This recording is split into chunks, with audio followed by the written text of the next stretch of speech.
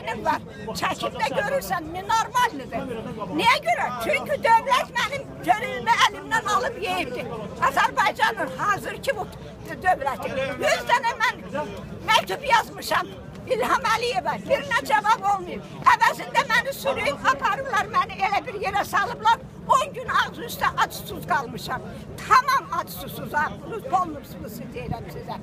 Amma böyük Rus xalqı yaşasın. Heç vaxt onlar belə işlər görmürdülər. Mənə müftə ev vermişdilər 2 otaqlı. O ev əlimdən alıb yemək üçün icra başçısı Tahir Budaqov, Lətif Cahangirov,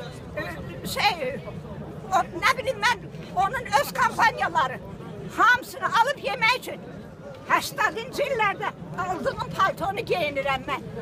Mən 2 təhsilli, ali təhsilli xanımam. Amma mən gərək dəvə uyğun geyinəm. İndi mən klonluq sürəm, tökünü bitirəm. Məcburam soyuqdan ölməmək üçün belə geyməyə. Amma mənim zövqüm tamam başqadır. Hə, bunu dövlət mənə məcbur eləyir. Nəyə görə? Heç bir qayda qanun yoxdur Azərbaycanda. Mən xahiş edirəm bütün Avropa ölkələrindən, bütün dövlətlərdən. Hər dövlət 60 yaşından sonra biz qocalara yardım göstərir.